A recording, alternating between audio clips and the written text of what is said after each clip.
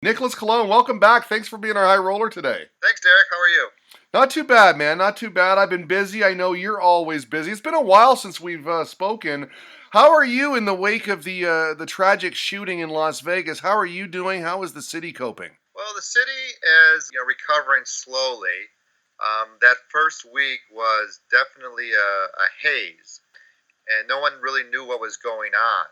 And even now, I mean, stories keep on changing, and there's a lot of confusion, and people really don't understand how the stories can change, from day to day, and sometimes from hour to hour. So there's a lot of people that I know are under the impression that something just doesn't quite add up with this whole thing. Well, I'm up here in Canada. I've been following it online. You see the cell phone video, some of the conspiracy theories, and there is a lot of confusion. The official story doesn't quite add up in my mind, but man, what a tragic event for a city that is known for a party town. You recently told me that a movie that was coming out in Las Vegas was pulled from the theaters because of this shooting. Well, I don't know if it was because of the shooting directly. It was released shortly before the shooting. It's a documentary film called "What Happens in Vegas," and it focuses on the corruption within the Las Vegas Metropolitan Police Department and the collusion with the local politicians and the casinos and how they conspire to suppress a lot of incidents that happen within the casinos and basically downplay a lot of the negative aspects because it is such a service-based economy and people come here to have a good time and party. They want to give that impression that it's an up and up town, which from the days of Las Vegas' conception with the mobsters and the mafia and things like that, it just seems to me that the gangs that used to run the casinos are more or less now the ones with the badges and the guns. Now, this happened a month ago. Where were you the night it happened on that Sunday night? Oh, I was at home at about 11 o'clock, and my sister was visited for that weekend, and she was at the airport. And actually, she was scheduled to take off at about 11 o'clock, and they were all on the plane. And they actually pulled everybody off. So she called me and she wanted to know, well, where are you? And I'm like, well, I'm at home. And she's like, well, turn on the TV. And I said, what channel? She's like, any goddamn channel. So I turned it on and I was like, holy cow.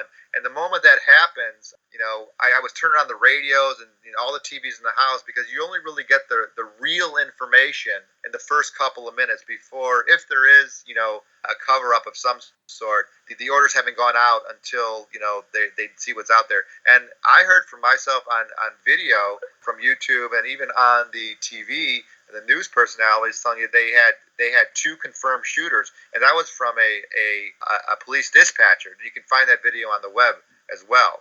So it was all kind of surreal, and of course, me and many other people that happened to hear about it did not get much sleep that night. Yeah, definitely a tragic event. We just had Chris on from the Faces and Aces Las Vegas podcast, and he visited the Las Vegas sign with the 58 crosses and said it got quite emotional for him because he has such a love affair with that city.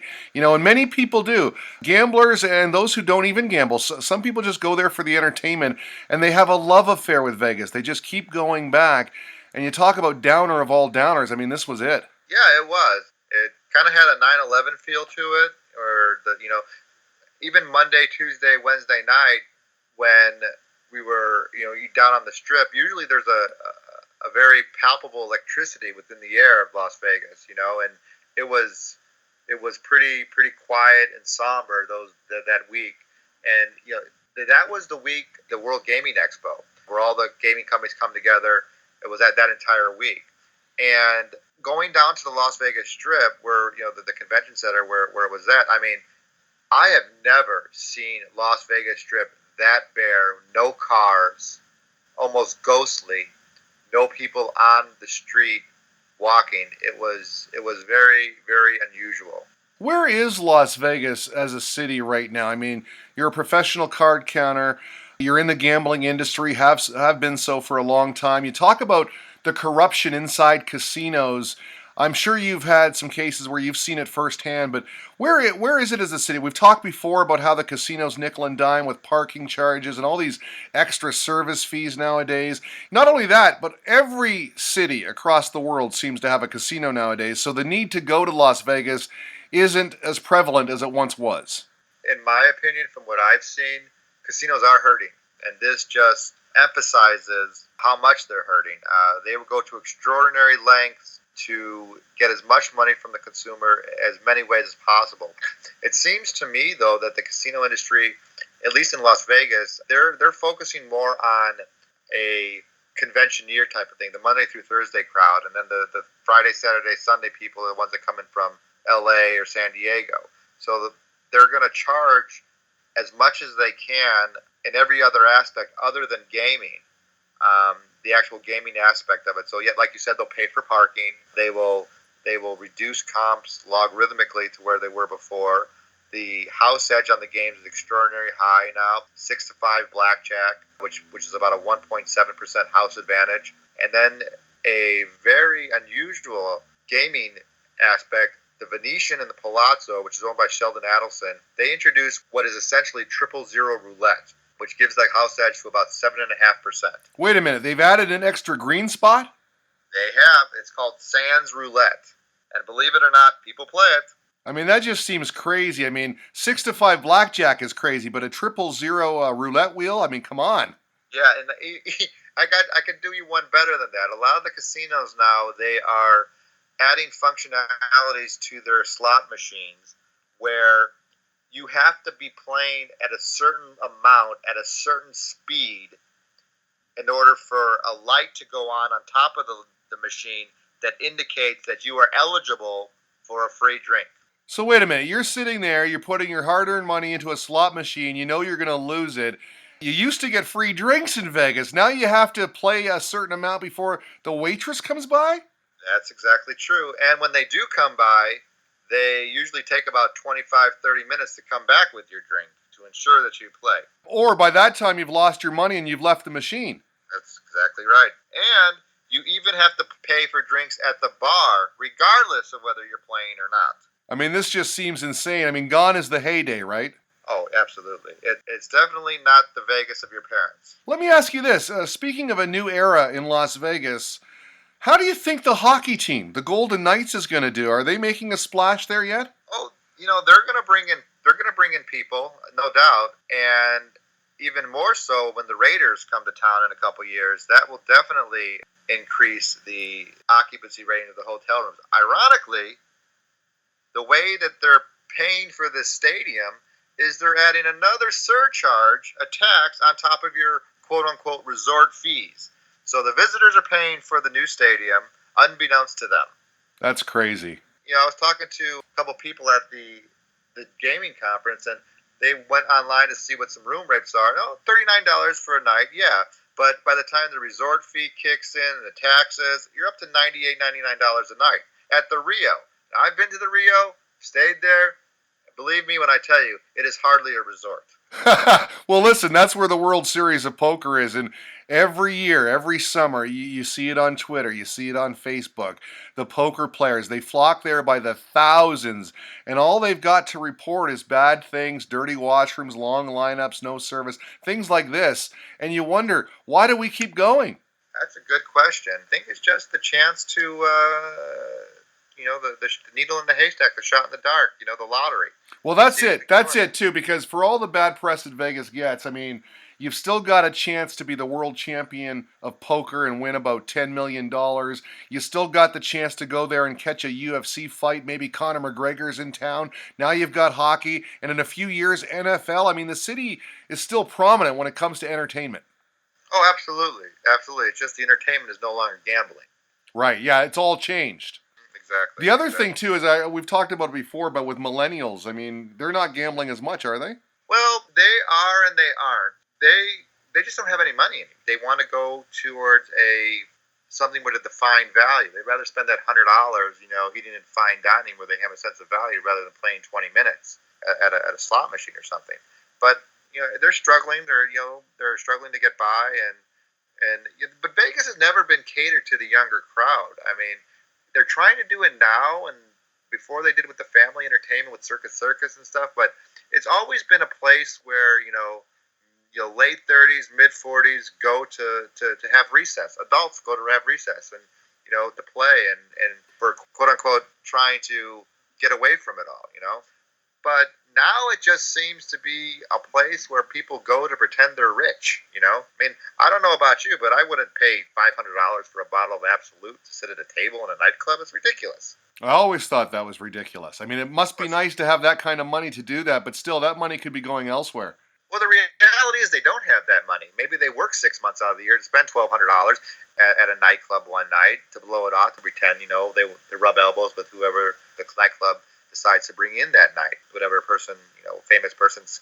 One of the Kardashians was here recently, which I will never understand. But even when they do that, they find ways to have the trip to be less costly. For example, a friend of mine is in butler services at the Vidara, and he says it's not uncommon to see, you know, 8, 10 people in a room, you know, younger kids, that they split the cost on the room, and you know they save themselves whatever, you know, $800 in room charges for the 4 or 5 days. When in reality they're only supposed to be 4 people max in a room, but that's what they do. I've always thought about my time in the hotel room when I'm in Vegas because I'm rarely there and I'm thinking, why did I spend so much on this hotel room? I was down in the poker room all night.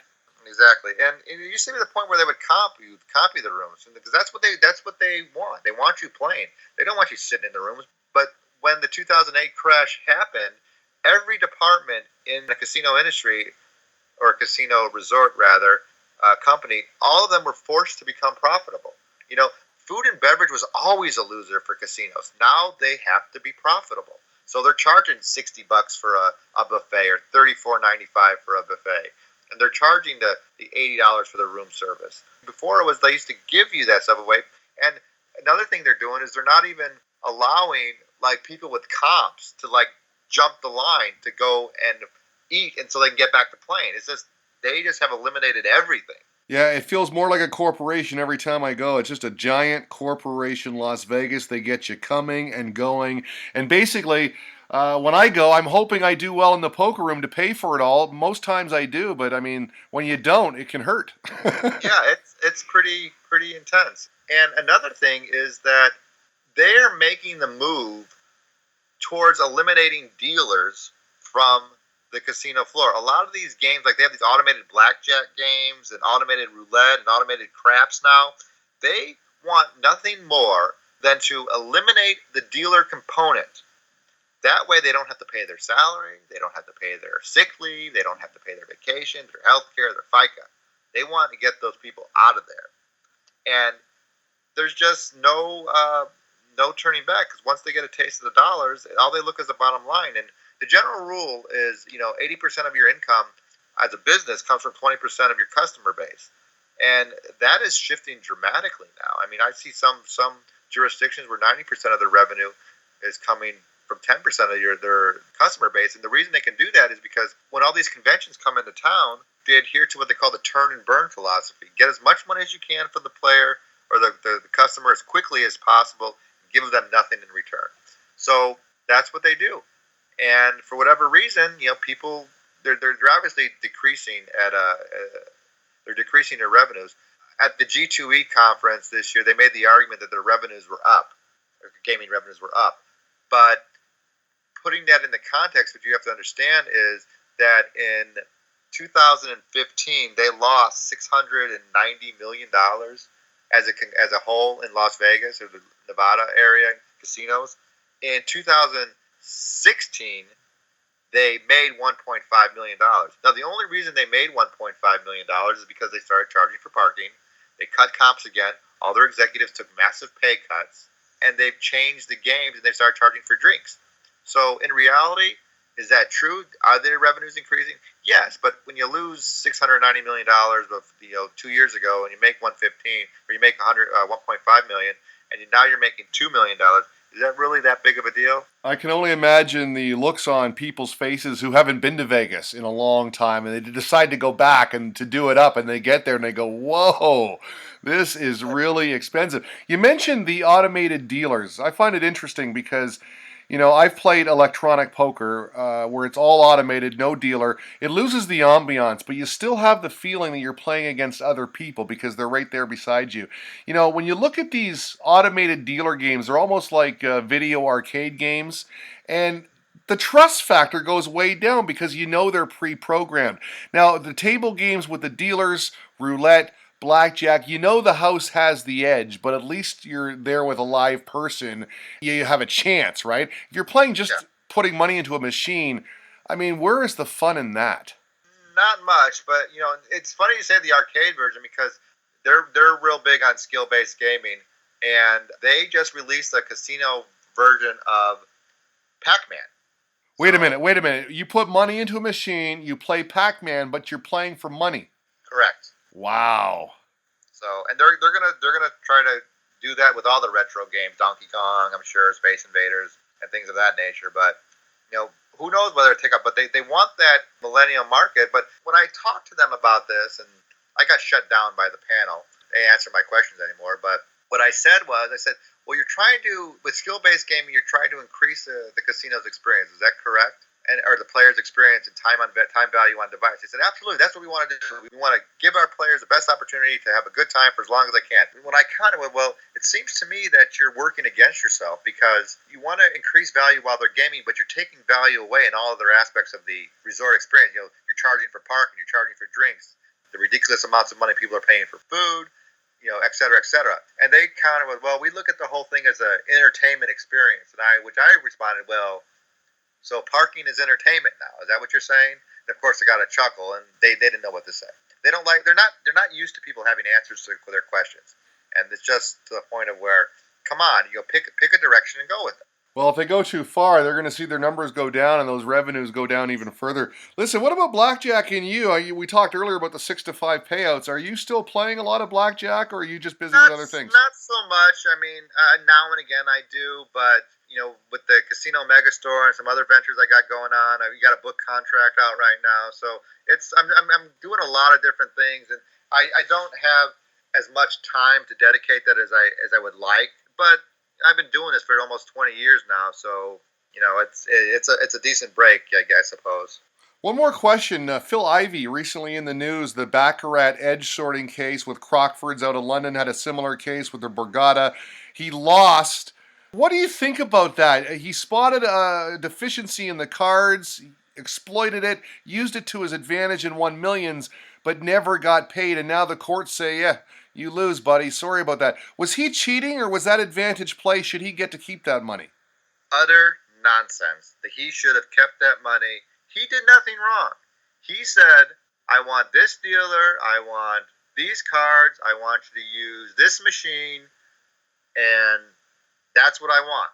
And the casino said, okay, well, you got to put $10 million in our cage, and then you have to have a average wager of $100,000. You got to play for 8 hours a day. He said, okay, this was an applicable agreement, and they don't like being made a fool of. And the casino saw an opportunity to make money from Phil Ivey.